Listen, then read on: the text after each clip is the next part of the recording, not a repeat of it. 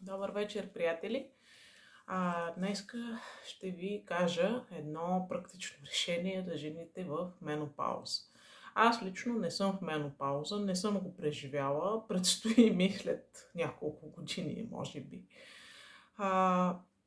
Но има много приятелки и техни близки жени, които наистина споделят много информация в това деликатно състояние на жените. И базовото, което мога да препоръчам при това състояние, и то действително е работещо, защото вече е проверено, това е прилагането на 3 вида от нашите пластири на Longmore. Ladies Night, за баланс на хормоните в тялото на жената.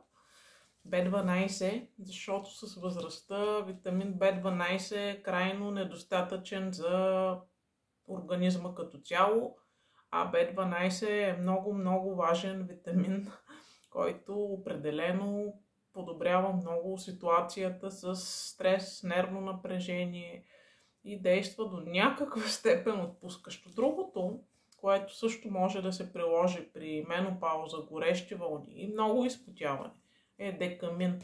Декамина съдържа витамин D, който целогодишно трябва да го използваме, но е крайно недостатъчно да чакаме само да дойде лятото и да ходиме на плажа за витамин D, и не винаги има физическа възможност да се излезе на слънце, на разходка, край многото ангажименти, които имат жените. Така че, какво да ви кажа? Пластирите работят и то доста добре работят. Резултатите постоянно излизат, споделя се много.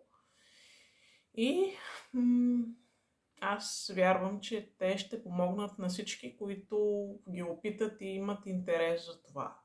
Така че не ви пречи, пробвайте, ако решите, когато решите, ваша си работа.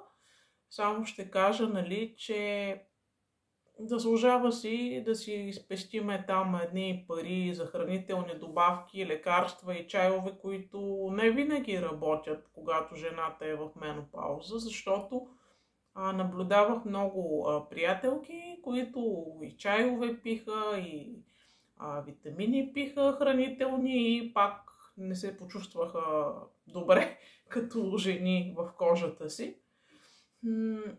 Така че препоръчвам тази комбинация на първо четене като основна. След това вече в зависимост от ситуацията се добавят други пластири. Хубава вечер, скоро ще говорим пак.